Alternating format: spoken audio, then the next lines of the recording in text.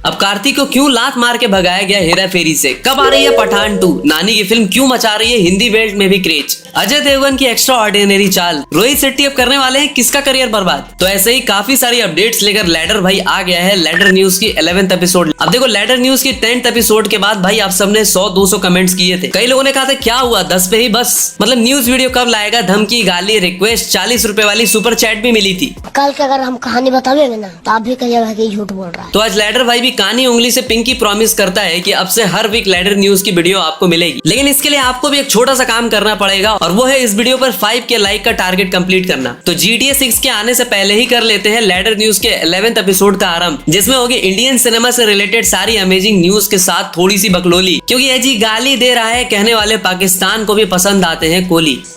अम्मी जान कहती थी कोई भी धंधा छोटा नहीं होता और विमल से ज्यादा कोई पैसे नहीं देता। अबे साले। क्या टॉपिक पे आते हैं तो 2 साल के सूखे के बाद SRK फिर से जल्द वापस आने वाले हैं अपनी फिल्म पठान 2 को लेकर, जहां हमें लग रहा था कि YRF वालों को पठान 2 को लेकर कुछ घंटा फर्क नहीं पड़ रहा है। वहीं पीपिंग मून के रिपोर्ट के अकॉर्डिंग प्रोड्यूसर आदित्य चोपड़ा 2023 से ही पठान 2 जैसे प्रोजेक्ट पर लगातार काम कर रहे हैं, वो भी श्रीधर राघवन और अब्बास टायर वाला के साथ मिलके, जिन्होंने अब जाकर अपना मुंह खोला है एंड दे सेड की सेकंड पार्ट भैया पहले पार्ट से भी ज्यादा इंटेंसिटी और स्केल पे हम लाने वाले हैं। आदित्य चोपड़ा ने पूरी स्क्रिप्ट SRK को पढ़ के सुनाई भी और SRK को स्क्रिप्ट पसंद भी आई। मतलब पठान 2 के दूल्हा दुल्हन सब रेडी हैं, बस काजी को ढूंढा जा रहा है। What? हमारा कहने का मतलब है कि मेकर सभी डायरेक्टर की तलाश में है, जैसे ही डायरेक्टर्स मिलेंगे काम स्टार्ट कर दिया जाएगा। अनश्योर शॉट की फिल्म 2026 में थिएटर्स में लैंड कर जाएगी। वैसे पहले पार्ट के बाद सिर्फ SRK ने अपनी नहीं बल्कि इंटायर बॉलीवुड का कमबैक करवाया था। हाँ लेकिन उसके बाद वो क्या कॉर्पोरेट हल्ला उल्ला भी हुआ था। खैर जाने दो। तो देखो रात में भी जो शिकार को देख ले उसे कहते हैं उल्लू, और सिनेमा का फ्यूचर देखने और दिखाने वाले अक्सर आते हैं इंडस्ट्री कॉल्ड तेलुगु। तो तेलुगु सिनेमा से आने वाली पतंजलि से भी 99.999% ज्यादा नेचुरल, मेरा मतलब नेचुरल स्टार नानी की film hit the third case market में अच्छी खासी बज बना रही है। 24 घंटे में इस फिल्म के टीजर पर भाई 21 मिलियन से ज्यादा व्यूज आ चुके हैं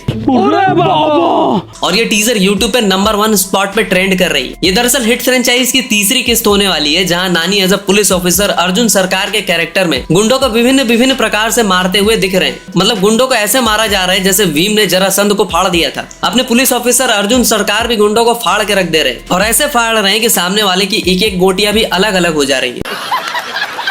वैसे नानी साउथ के one of the most versatile actor में से एक है, बट अभी तक बंदे की फिल्मों को हिंदी में कुछ खास रिस्पांस नहीं मिला है। नानी की last release Surya Saturday Hindi में सिर्फ 42 लाख की अर्निंग की थी। वैसे हिट द थर्ड केस 1 मई को आने वाली है और मुझे स्ट्रॉन्ग कन्विक्शन लग रहा है कि इस फिल्म से नानी हिंदी बेल्ट में अच्छी जगह बना सकते हैं। वैसे नानी को हल्के में मत लेना, बिना हिंदी बेल्ट के भी बंदा 100 करोड़ की फिल्म दे रहा है और इसके 10 से ज्यादा फिल्मों ने US मार्केट में $1 मिलियन से ज्यादा का बॉक्स ऑफिस कलेक्शन भी किया है। वैसे नानी की लास्ट 3 फिल्में देखिए तो उसमें से 2 फिल्में 100 करोड़ प्लस का कलेक्शन की थी, जिसमें से दशहरा का क्लैश अजय देवगन की फिल्म भोला से हुआ था। एंड गेस व्हाट, भोला जहां खाली झोला लेकर वापस लौटी थी तो दशहरा का वर्ल्ड वाइड कलेक्शन भोला से कहीं ज्यादा था। ऐसे ही नानी की साउथ में तो दीवानी ऑडियंस पहले से ही है, लेकिन हिट द थर्ड केस से नानी हिंदी वर्ल्ड में भी अपना जलवा दिखा सकते हैं। अब 1 मई को आ रही है नानी की हिट द थर्ड केस, तभी होगा दूध का दूध और पानी का पानी।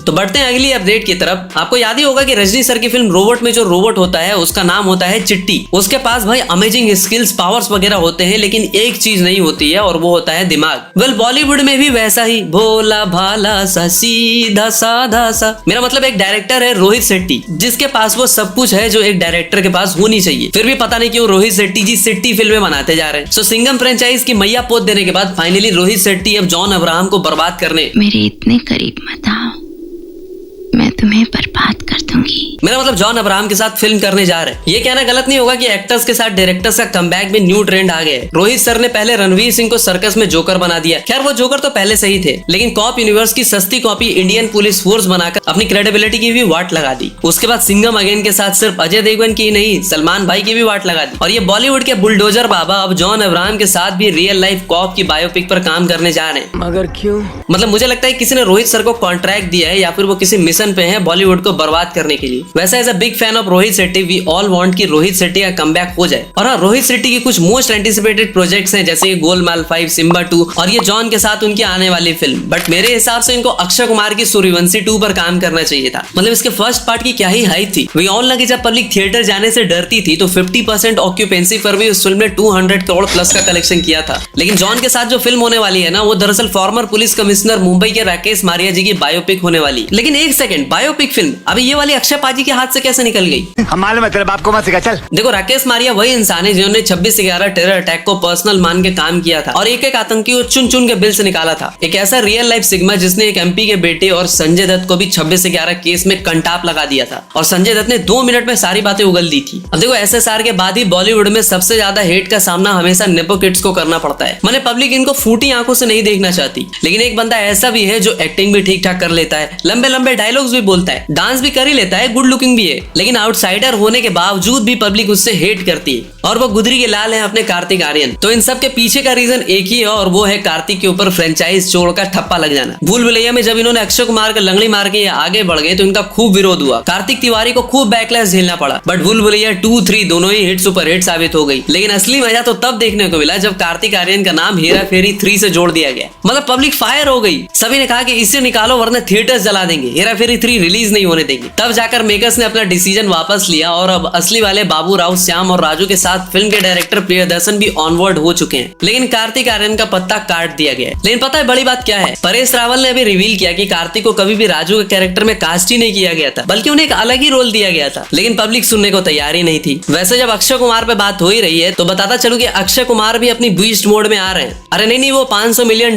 या आइलैंड वगैरह गिफ्ट नहीं करने वाले। मेरे कहने का मतलब यह है कि अक्षय कुमार ने दोबारा से बॉक्स ऑफिस पे रूल करने के लिए बड़ी सोची समझी प्लानिंग स्ट्रेटेजी लगाई है, क्योंकि जहां सलमान से लेकर आमिर, वरुण से लेकर जानवी, पूरा बॉलीवुड ही साउथ डायरेक्टर्स के साथ काम करने साउथ चला गया है, तो अपने खिलाड़ी कुमार ही क्यों पीछे रहते? तो रिसेंट रिपोर्ट के according Akshay Kumar negotiating an action thriller film with captain Miller director Arun Matheswaran.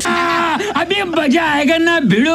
अब ऑलरेडी अक्षय कुमार की लाइनअप काफी डेंजर है, जिसमें से 5 मूवी की हाइप अलग ही लेवल पे है। इसके अलावा कनप्पा, केसरी 2, भागम भाग 2 जैसी फिल्में भी लिस्ट में। मतलब फ्लॉप्स का काला बादल छटने वाला है और अक्की का सूरज फिर से बॉक्स ऑफिस पे चमकने वाला है। अब कैसा हो अगर असली और नकली दोनों ही साथ में बनाए जाए और नकली और असली दोनों ही मार्केट में साथ में लाए जाए? क्या हुआ, दिमाग चकरगन्नी खा गया? ऐसा ही कुछ होने वाला है बॉलीवुड में दृश्यम 3 को लेकर, जहाँ अजय देवगन इस बार कोई वेट नहीं करने वाले, जहाँ पहले मोहनलाल की दृश्यम आएगी, पैसे कमाएगी, फिर हम छापेंगे, ओरिजिनल से भी 10 गुना ज्यादा पैसे कमाएंगे। बल्कि इस फिल्म को लेकर पहले ही अनाउंसमेंट हो चुकी थी कि मोहनलाल और अजय देवगन दोनों की फिल्म पैरेलल शूट की जाएगी, क्योंकि आजकल ऑडियंस रीमेक का नाम सुनते ही कहती है। वैसे भी सिंघम अगेन फेल होने के बाद अजय देवगन का ऐसा रिस्पांस था, एंड नाउ ईयर की शुरुआत अच्छी नहीं रही है। आजाद फिल्म बॉक्स ऑफिस पर फ्लॉप रही है, अजय देवगन का स्टार पावर भी उसे नहीं बचा पा रहा है, बट अजय देवगन अपने करियर को सेव कर लेंगे because he is the sequel king. इसके अलावा शैतान 2 पर भी काम चल रहा है। अब देखो, कई बार ऐसा होता है ना कि देखते ही देखते मोहल्ले के जिन बच्चों को हम तंग किया करते थे वो कब इतने बड़े हो जाते हैं कि हाथ लगाते ही हराम के जने बेइज्जती कर देते हैं। तो छावा के टाइम पर भी कुछ ऐसी ही बेइज्जती उन लोगों की हुई जो इस फिल्म को रिलीज ही नहीं होने देना चाहते थे। देखो, फिल्म पसंद आई नहीं आई वो दूसरी बात है, लेकिन फिल्म को रिलीज ही नहीं होने देना ये तो सही नहीं है। आज 13 डेज हो चुके फिल्म रिलीज हुए, 31 करोड़ से ओपनिंग लेने वाली इस फिल्म ने इंडियन बॉक्स ऑफिस पे ऑलमोस्ट 400 करोड़ का मार्क भी टच करने वाली है। 385 करोड़ का कलेक्शन ये फिल्म कर चुकी है, जहां पहले संडे पे इस फिल्म ने 41 करोड़ छापा था। तो नेक्स्ट वीक यानी सैटरडे संडे को भी ये फिल्म 44 और 40 करोड़ का कलेक्शन करती है, जो किसी भी फिल्म के लिए बड़ी बात है। इसी को देखते हुए महाराष्ट्र में इसके लिए अर्ली मॉर्निंग और लेट नाइट शोज भी बढ़ा दिए गए और छावा 2025 की पहली सुपरहिट फिल्म भी बन चुकी है। हाँ, तो अब वीडियो के एंड में बात कर लेते हैं इस फ्राइडे यानी 28 को रिलीज होने वाली फिल्मों की। फिर आप खुद ही डिसाइड कर लेना है किसे थिएटर में जाके देखना है। तो सबसे पहली और सबसे ज्यादा बज क्रिएट करने वाली फिल्म हो चुकी है सोहम शाह की फिल्म क्रेजी। 28 फरवरी को थिएटर में रिलीज हो रही इस फिल्म को लेकर मार्केट में पॉजिटिव सेंटिमेंट्स है। तुम्बाड़ के बाद सोहम शाह इतने दिनों के बाद बिग स्क्रीन पे आ रहे हैं और इसी दिन 28 फरवरी को तमिल से आदि पिनिसेट्टी की एक 5 लैंग्वेजेस में फिल्म आ रही है शब्दम। धनुष की रांझना भी इसी दिन री रिलीज हो रही है और ओटीटी की बात करें तो नेटफ्लिक्स पे आ रही है ज्योतिका जी की डब्बा कार्टेल। तो भाई आज की अपडेट यहीं पे समाप्त होते हैं। आपसे मिलते हैं अगली वीडियो में, तब तक के लिए कोई सजेशन, कोई टॉपिक, कुछ भी जो दिल में आया और हमसे कहना हो तो कमेंट में बताओ। तो मिलते हैं अगली वीडियो में, तब तक के लिए हर हर महादेव।